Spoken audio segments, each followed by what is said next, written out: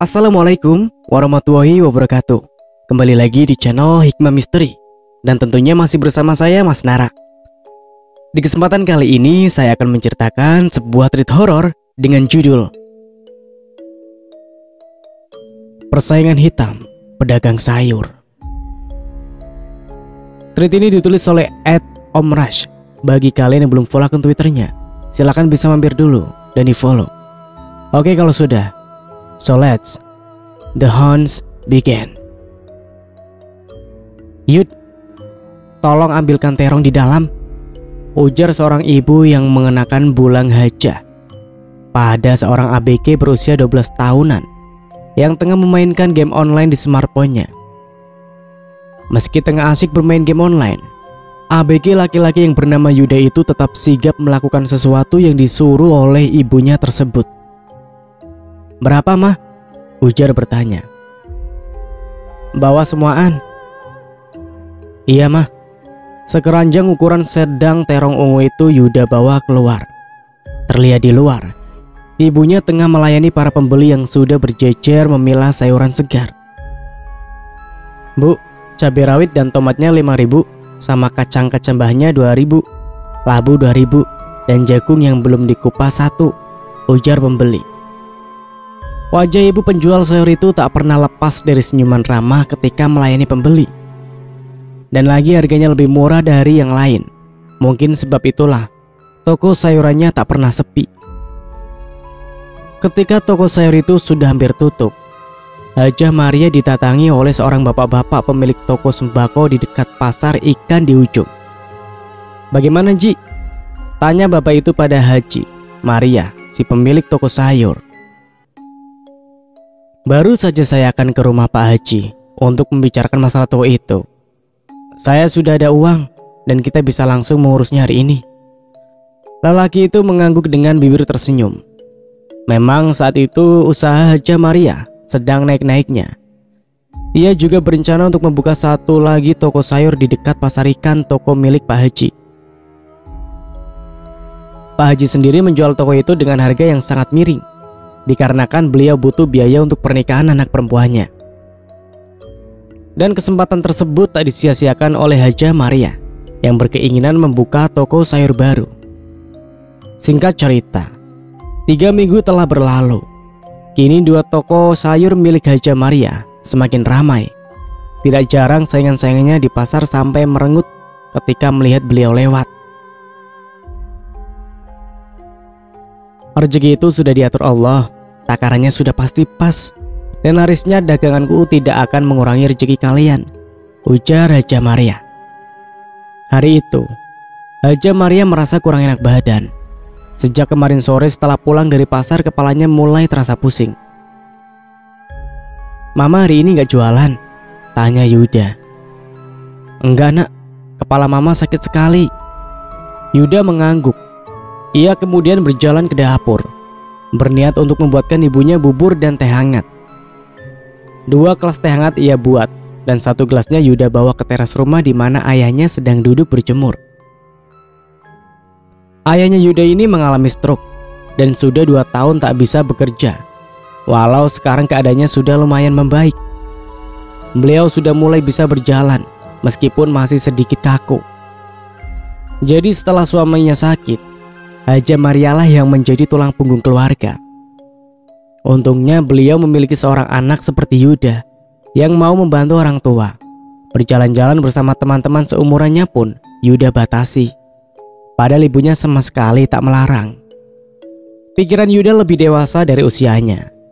Keesokan paginya, Hajah Maria berangkat ke toko sayurannya diantar oleh Yuda. "Belikan makanan untuk abahmu, Yud," ujar Hajah Maria pada Yuda yang akan segera berbalik untuk pulang. "Iya." Hajah Maria berjalan menuju tokonya.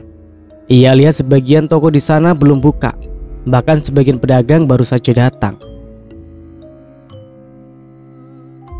Brak! Suara pintu toko yang mulai dibuka. Tiba-tiba saat ia sedang menyusun sayuran segarnya, punggung Hajah Maria ditepuk dengan sangat keras oleh seseorang. Plak! Seketika Hajah Maria merasakan sesuatu yang aneh dan berbeda. Apapun yang dikatakan oleh orang yang berada di sampingnya itu, beliau dengan suka rela menuruti. Bahkan perhiasan dan uang cash yang berada di dalam tasnya untuk membayar sayur pada penyuplai pun ia berikan semuanya. Dan ketika orang itu pergi, Haja Maria hanya berdiri mematung tak sadar. "Kenapa, Ji?" tanya bapak-bapak penjual kue saat melihat Haja Maria mematung dengan tatapan kosong. Barulah ketika ditegur oleh bapak-bapak itu, Haja Maria seperti tersadar dan langsung mencari-cari orang yang tadi berada di sampingnya yang meminta uang serta perhiasannya. "Pak, lihat orang yang tadi berbicara sama saya. Uang saya habis, Pak, dibawa orang itu. Saya baru datang, Ji, dan saya sama sekali tidak melihat siapa-siapa di samping Haji.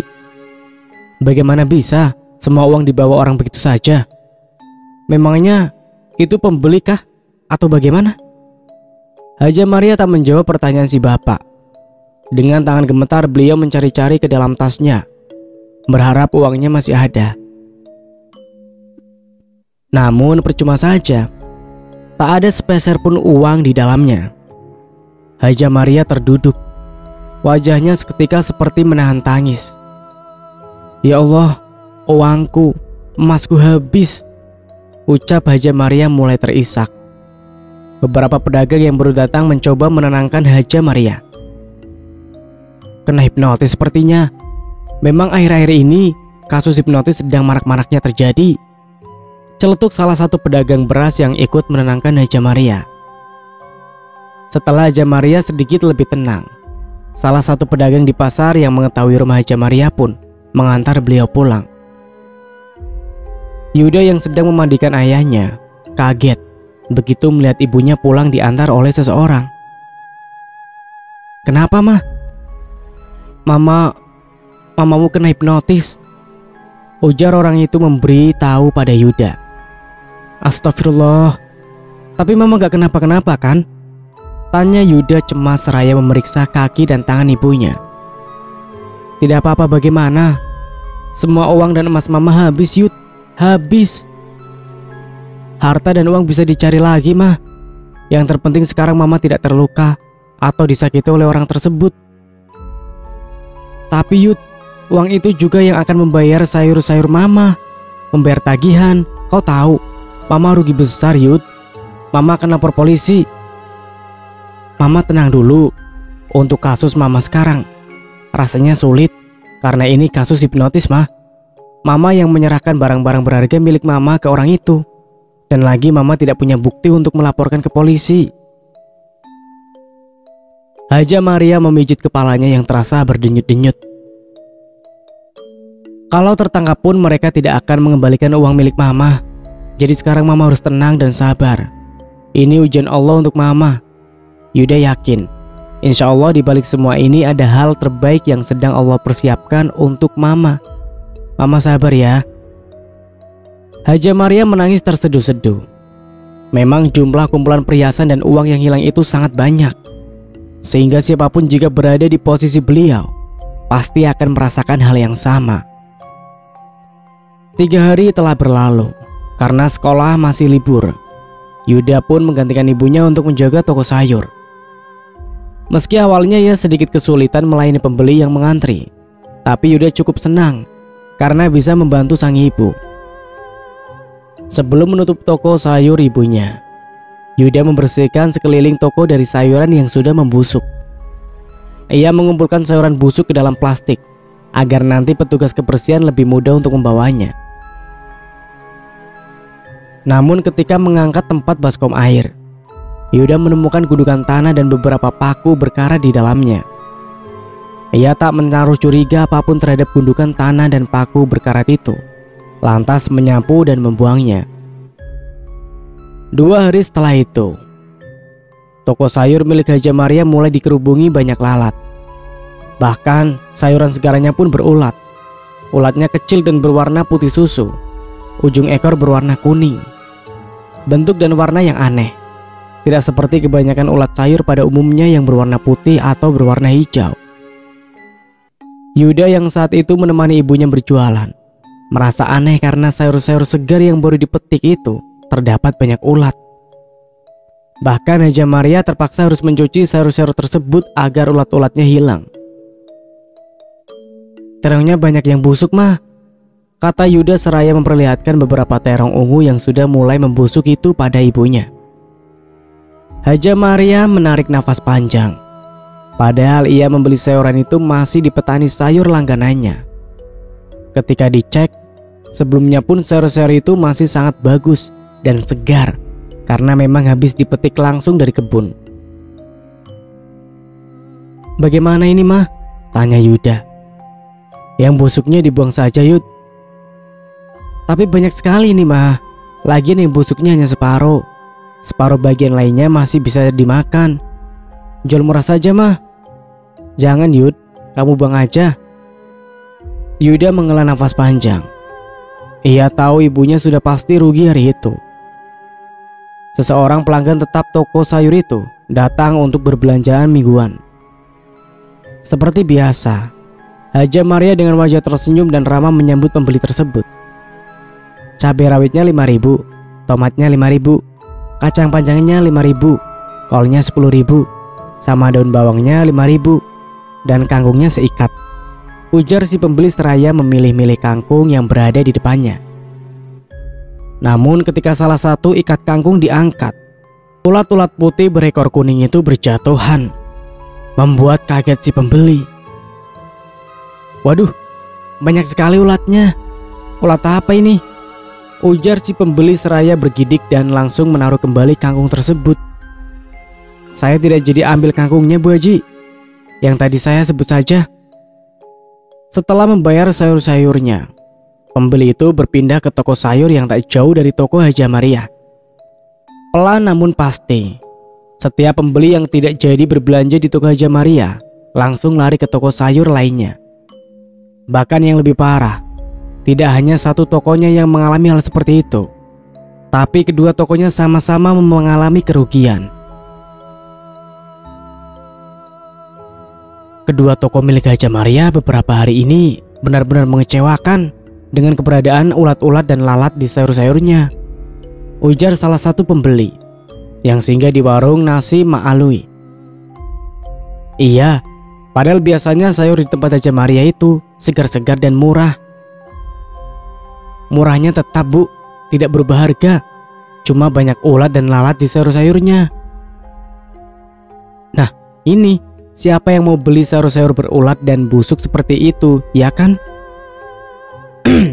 "Berapa jadinya Bu?" tanya Yuda pada ibu pemilik warung. Seketika membuat orang-orang yang membicarakan tentang toko ibunya tadi langsung diam. "Tukar, terima kasih," ucap Yuda seraya berbalik dan berjalan menuju ke arah toko ibunya. Sesampainya di dekat toko sang ibu, Yuda melihat ada seorang ibu-ibu yang marah dan menunjuk-nunjuk ke sayuran ibunya. "Kalau tidak niat jualan, tidak usah jualan. Ini sayur busuk malah dijual." Melihat ibunya sedang adu mulut dengan orang tua itu, ia lantas berlari menghampiri. "Ibu jangan seenaknya memarahi ibu saya. Kami pun tidak tahu penyebab sayur-sayur cepat busuk seperti ini," ujar Yuda berdiri di dekat ibunya. "Kau anak kecil tahu apa? Ha? Jangan ikut campur urusan orang tua." "Saya tidak ada niat ikut campur Bu, tapi ibu sudah keterlaluan sekali pada ibu saya." "Sudah Yud, masuk," ujar Haja Maria. Yuda menghela nafas panjang sebelum akhirnya ia masuk ke dalam toko.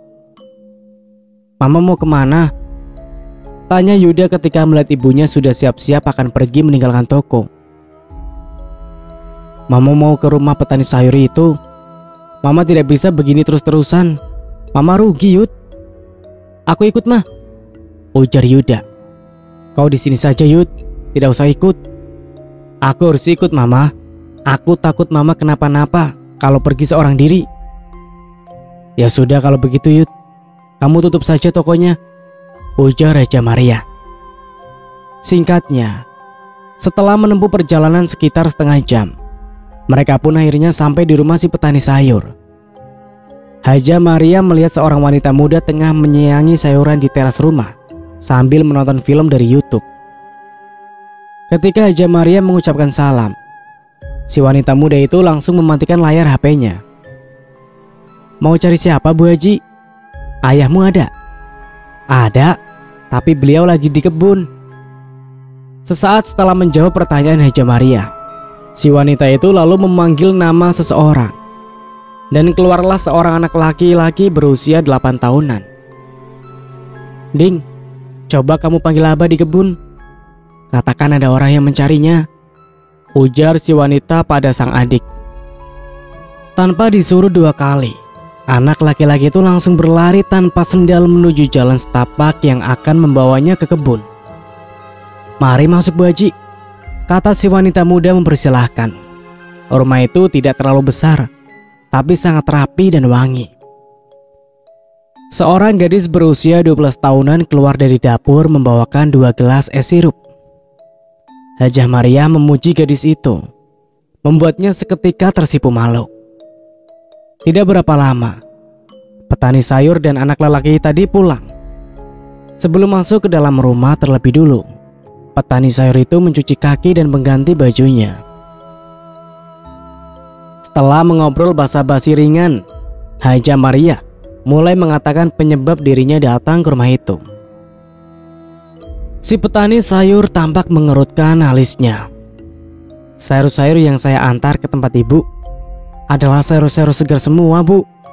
Dan kami sangat menjaga kualitas sayur yang akan dijual itu. Tapi sungguh, Pak, ketika sayur-sayur itu sampai di toko saya, hampir semuanya rusak dan busuk. Saya juga heran, karena biasanya sayur di tempat Bapak ini memang bagus-bagus." Petani itu terdiam. Beberapa kali ia menghela nafas panjang. "Ma, waktu Mama habis kena hipnotis itu, kan aku jualan sendiri. Saat aku membersihkan sekitaran toko, aku melihat ada gundukan tanah dan beberapa paku berkarat. Apa jangan-jangan itu..." "Kapan itu tepatnya ditemukan? Setelah sayur-sayur ibumu cepat busuk atau sebelumnya?" "Sebelum, Pak. Dan 2 hari setelah itu, sayur-sayur Mama jadi berulat. Dan sekitaran toko juga banyak lalat bangkai." "Kenapa kamu baru cerita sekarang, Yud?" "Maaf, Ma, tapi aku benar-benar tidak tahu saat itu. Bahkan aku tidak curiga sedikit pun. Dan baru sekarang aku sadar. Kalau memang benar-benar usaha saya diganggu orang, kira-kira bagaimana ya, Pak, agar bisa seperti semula lagi? Akhir-akhir ini saya rugi sekali." "Setahu saya, kalau usaha kena guna-guna seperti itu, cuma orang-orang tertentu saja yang bisa membersihkannya, Bu," ujar bapak petani tersebut. Hajah Maria menghela nafas panjang. "Kalau ibu mau cek sayur-sayur saya di kebun, mari, Bu, saya antarkan. Biar ibu juga tahu bagaimana keadaan kebun saya." Yuda dan ibu mengikuti si bapak petani berjalan menuju ke kebun sayurnya. Sesampainya di sana, mereka berdua tampak berbinar melihat perkebunan sayur yang cukup luas terpampang di hadapan mereka. Sayuran hijau di kebun itu sangat segar, dan buah tomat serta cabai rawit terlihat merah ranum menggantung di setiap dahan kecilnya. "Wow, banyak sekali," gumam Yuda. Hajah Maria memeriksa beberapa sayur, dan sayur-sayur itu sama sekali tidak ada ulat seperti ulat yang ada pada sayur di tokonya. Walaupun ada, ulat yang berada pada sayuran di kebun itu berwarna hijau, dan itu pun adanya cuma di dedaunan sawi dan kangkung. "Samakah, Bu, ulatnya dengan ulat di sayur ibu?" "Beda, Pak. Ulat di sayuran saya itu berwarna putih susu dan ujung ekornya berwarna kuning." "Ulat seperti apa itu ya, Bu?" "Tidak pernah melihatnya saja." Setelah itu Hajah Maria dan Yuda berpamitan untuk pulang. Di sepanjang jalan mereka berdua mengobrol tentang guna-guna tersebut. Yuda berusaha mencari tahu cara untuk menghilangkan guna-guna di toko mereka melalui internet, dan sebagian sudah dicoba, tapi tetap saja tak ada perubahan. "Loh, Bu Haji, bukannya kemarin-kemarin itu bilang kalau rezeki sudah ada takarannya dan larisnya daganganmu tidak mengurangi rezeki kami. Ya ibu bisa berkata seperti itu karena dagangan milik Bu Haji laris manis. Tapi lihat sekarang, sepertinya malah berbalik ya bu, ujar seorang ibu-ibu penjual sayur lainnya. Haja Maria tak menanggapi perkataan saingannya tersebut. Kini ia sadar perkataannya dahulu mungkin sudah menyakiti hati para pedagang di sekitarnya. Saya minta maaf atas perkataan saya dulu yang telah menyakiti perasaan kalian semua, ujar Haja Maria. Salah satu penjual sayur itu mencibir. Toko yang baru saja dibeli Haja Maria pada Mbak Haji itu pun terpaksa ditutup dan rencananya akan segera ia jual untuk mengembalikan modal yang hilang karena sayuran busuknya. Haja Maria melamun pusing memikirkan kelanjutan usahanya itu. Hingga suatu hari ia bertemu lagi dengan Pak Haji di pangkalan ojek. Haja Maria langsung menceritakan tentang usahanya yang hampir gulung tikar pada Pak Haji. Memang pedagang di tempat kita ini bersaing secara hitam. Sebelum toko saya itu dijual, saya juga pernah mengalami sendiri. Berbulan-bulan sepi. Bahkan saya harus beberapa kali pinjam uang untuk modal usaha. Sampai akhirnya saya mulai berikhtiar untuk membersihkan toko. Alhamdulillah, setelah itu toko saya kembali laris lagi. Bagaimana caranya pak? Saya diusulkan menemui seorang kenalan penjual beras di samping pasar itu Ji. Kalau tidak salah nomornya masih saya simpan. Sebentar, saya cari dulu. Pak Haji memicingkan matanya menatap ke layar HP agar lebih jelas membaca biji per biji huruf pada nama kontaknya. Nah, ini ketemu. Cepat catat Ji. 0856, ujar Pak Haji seraya mulai menyebutkan angka nomor dari orang yang dia maksud. Sudah Pak Haji, terima kasih, ucap Haja Maria. Sama-sama Ji, kita sama-sama pernah dijahili pedagang lain, jadi kita memang sudah seharusnya saling bantu. Yuda baru saja pulang sekolah saat itu. Ia melihat sang ibu masih berada di dalam kamar. Tubuhnya terserang demam tinggi. Ayahnya pun sudah kelaparan karena belum makan siang. Mah, ini bubur dan teh hangat. Mama makan dulu ya. Setelah makan, Mama minum obat. Yuda mau masak dulu buat Abah. Yud. Iya mah. Terima kasih. Terima kasih apa mah?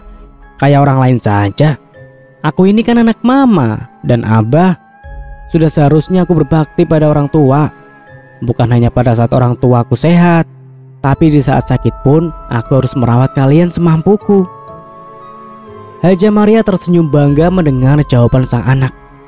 Malam itu di saat Haja Maria bermimpi buruk, ia bermimpi dikejar seekor anjing hitam ketika baru saja selesai sholat. Bahkan mukenanya pun masih lengkap terpakai. Anjing hitam itu bermata merah dan bertubuh besar. Lebih besar jika dibandingkan dengan anjing-anjing pada umumnya. Ketika tertangkap oleh anjing tersebut, Haja Maria langsung berteriak. Teriakannya yang melengking nyaring itu sampai membuat Yuda yang sedang lelap-lelapnya tidur seketika terbangun. Ia bergegas lari ke kamar sang ibu dan mendapati ibunya sudah bangun dengan wajah pucat dan keringat dingin yang membasahi tubuhnya. Mama kenapa? Tanya Yuda cemas. Mama mimpi dikejar anjing Yud. Anjing hitam besar. Gak apa-apa mah, itu cuma mimpi. Mungkin tadi sebelum tidur Mama lupa baca doa. Haja Maria membenarkan perkataan Yuda, karena ia memang selalu lupa baca doa sebelum tidur. Keesokan harinya, badan Haja Maria sudah sedikit enakan. Ia duduk di teras rumah bersama sang suami. Jam sekitar 8-an, beliau menelpon nomor kontak yang diberikan Pak Haji yang tak sempat ia hubungi. Obrolannya bersama laki-laki yang di seberang telepon itu tampak serius dan berjalan cukup lama. Hingga akhirnya lelaki di ujung telepon itu menyanggupi untuk menemui Haja Maria. Sepulang Yuda sekolah, Mereka berdua berangkat ke tempat yang dijanjikan oleh Haja Maria pada lelaki yang diteleponnya tadi. Sesampainya mereka di tempat itu, terlihat seseorang lelaki yang menggunakan sweater berwarna ungu muda tengah duduk di atas Scoopy merah. Meskipun Haja Maria yakin itu orangnya, tapi beliau tetap menelpon lagi untuk memastikan. "Maaf, saya kira bukan kamu orangnya. Habisnya masih muda ternyata." Lelaki itu tersenyum. "Maaf memintamu bertemu di sini, karena di rumahku suasananya tidak nyaman untuk mengobrol. Maklumlah, setiap hari aku ke pasar, jadi tidak sempat berberes, dan ini saja baru sembuh dari demam. Mana anak-anak sudah mulai masuk sekolah lagi, jadi yudaku ini juga sibuk. Biasanya memang dia ini yang bantu-bantu mamanya beberes rumah," cerita Haja Maria. "Oh iya, tentang yang kita bicarakan di telepon tadi itu bagaimana?" "Kalau mau itu ada prosesnya, Bu. Dan saya bisa memindah namakan minyaknya hanya pada malam Senin dan Jumat. Di hari atau di malam lain seperti ini tidak bisa." Haja Maria mengangguk. "Saya mau yang sama seperti Pak Haji untuk membersihkan toko dan juga untuk menjaga toko agar tidak dimaling orang lagi." "Bisa, Bu. Saya hanya butuh nama lengkap Ibu. Nanti Jumat ini saya antarkan." Haja Maria pun kemudian memberikan catatan nama lengkapnya pada lelaki itu. "Oh iya, ada satu hal lagi yang mau kutanyakan. Apa kamu juga bisa membaca mimpi?" Lelaki itu tertawa. "Mimpi seperti apa itu, Bu?" tanyanya kemudian. "Di mimpi itu aku baru selesai sholat dan masih mengenakan mukena ketika seekor anjing hitam besar bermata merah mengejar-ngejarku. Lalu, apa di mimpi itu Ibu lari menghindari kejaran anjing tersebut?" "Iya, aku berlari dengan masih mengenakan mukena. Tapi anehnya, tak seorang pun mau menolongku dari kejaran anjing hitam itu. Sampai akhirnya anjing hitam tersebut berhasil menerkamku. Aku terbangun dengan keringat dingin yang membasahi sekujur tubuhku. Benar-benar mimpi yang mengerikan." Dari yang pernah saya dengar mengatakan anjing hitam itu bermakna penyakit. Dan Ibu bilang saat dikejar anjing itu, Ibu mengenakan mukena. Mukenanya berwarna apa?" "Mukenanya berwarna putih." Lelaki itu menghela nafas. "Maaf sebelumnya, bukan maksud saya menggurui Ibu. Tapi mulai sekarang, Ibu harus rajin-rajin beribadah. Usahakan ketika kita sudah berada di atas sajadah, buang dan lupakan apapun pikiran yang mungkin akan terbawa dan terpikirkan sepanjang sholat, yang mengakibatkan sholat menjadi tidak khusyuk. Saat sholat kita tidak khusyuk, sesuatu yang jahat akan sangat mudah masuk. Itulah kebanyakan ada yang mengatakan saya sudah sholat 5 waktu ibadah lancar, tapi tetap saja bisa terkena guna-guna, sihir, santet, dan lain-lain. Padahal sebabnya ada pada diri kita sendiri," ujar lelaki itu. "Benar sekali. Aku kalau sholat itu malah sering memikirkan macam-macam.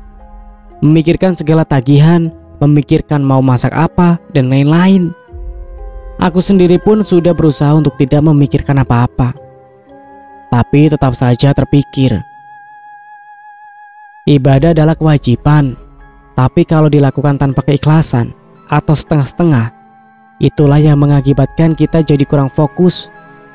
Coba nanti Ibu lakukan dengan ikhlas, bukan semata-mata hanya untuk memenuhi kewajiban. Pasti Ibu akan tahu perbedaannya."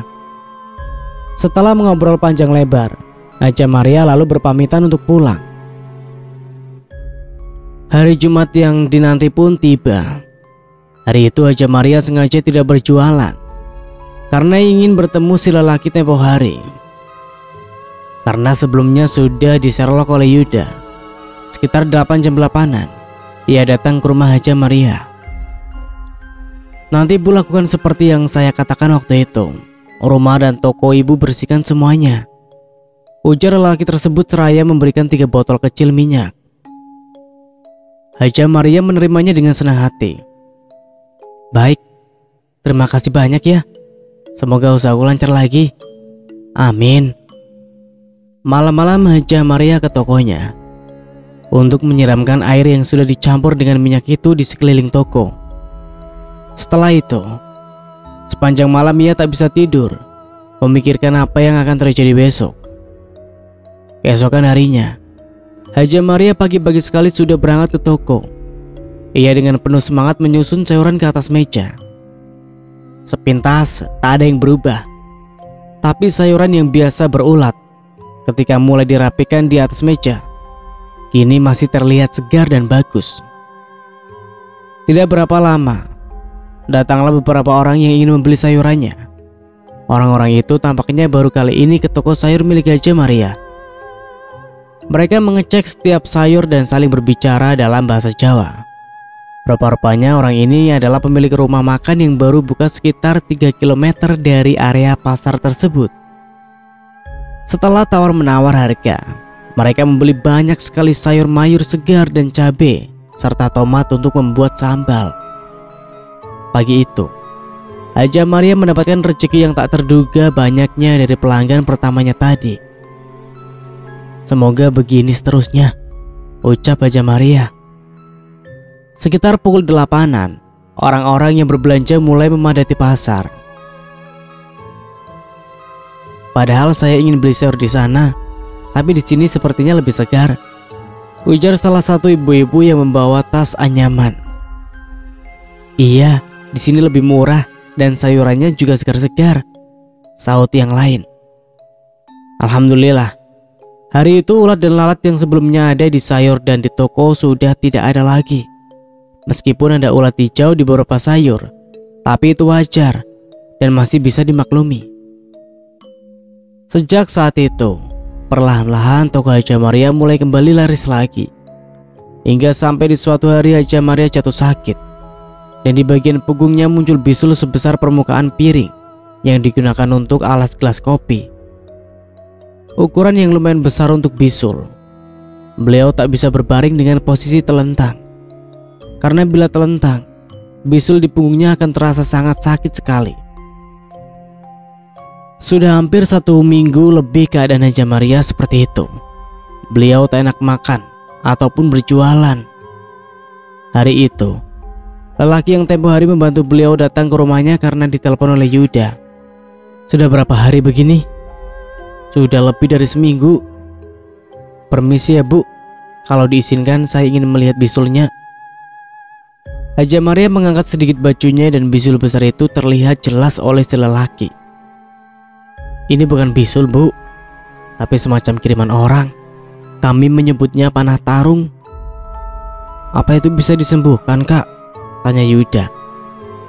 Panggil Amang aja, ujar lelaki itu. Iya mang, insya Allah bisa disembuhkan. Kebetulan malam ini malam Jumat. Amang akan kemari lagi nanti malam, ujar si lelaki. Iya mang, terima kasih mang, ucap Yuda.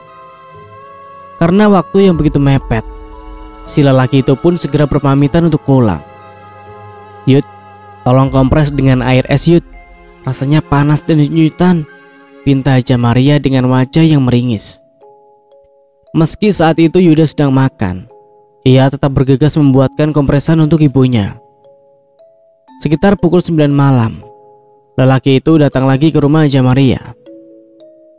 Ini namanya minyak 1000 tawar dan bisa untuk mengobati penyakit-penyakit seperti ini, kata si lelaki itu. Dari tadi kata mama panas mang area bisul itu, makanya aku kompres dengan air es. Barulah mama merasa sedikit nyaman, ujar Yuda. Yuda membantu mengangkat baju ibunya agar lelaki itu lebih mudah untuk membaluri bisul ibunya dengan minyak yang dia bawa.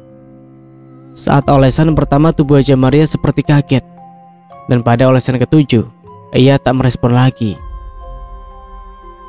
Besok pagi kamu oleskan lagi ya, bisa juga dicampur dengan minyak urut atau air, ujar lelaki itu berpesan pada Yuda sebelum ia pergi. Baik mang, sekali lagi terima kasih banyak. Nanti kalau sudah kempes, kamu hubungi Amang ya, biar Amang kesini lagi untuk memagari ibumu. Yuda mengangguk cepat. Dan tepat di hari Minggunya, bisul Haja Maria pun kempes. Karena setelah dioleskan dengan minyak itu, keesokannya langsung pecah. Tentu Yuda langsung menelpon si lelaki untuk memberitahukan kabar baik itu. Haja Maria sedang makan ketika lelaki tersebut datang. Beliau menyambutnya sangat dengan baik. "Yang kamu bilang panah torong itu sudah kempes, cairannya sudah keluar semua," ujar Haja Maria. "Alhamdulillah kalau begitu, Bu. Saya senang mendengarnya. Dan rencananya kalau Ibu berkenan, malam ini saya akan memagari si Ibu agar yang menimpa Ibu sekarang ini tidak terulang lagi." Lelaki itu berada di sana hingga malam hari. Ia memandikan Haja Maria sekaligus memagar dan membuat orang-orang di sekeliling beliau menjadi kasihan dan hilang niat jahat terhadapnya. Rasanya segar dan tubuh seperti ringan, tak ada beban. "Tidak pernah aku mandi dan merasakan seperti yang kurasakan saat ini," ujar Haja Maria. Haja Maria berangsur-angsur sehat kembali, dan hari itu ia mulai berjualan lagi setelah cukup lama tutup. "Kemana saja, Bu Haji?" tanya pemilik rumah makan yang sudah menjadi langganan di toko Haja Maria. "Aku sakit dan baru beberapa hari ini pulihnya." "Aduh, kasihan Bu Haji." Hingga cerita ini ditulis, toko sayur milik Haja Maria masih seperti dulu, laris manis setiap hari. Nah, dan begitulah akhir dari sebuah cerita dengan judul Pesaing Hitam Pedagang Sayur. Dari saya mohon maaf bila ada salah kata. Akhir kata, wassalamualaikum warahmatullahi wabarakatuh.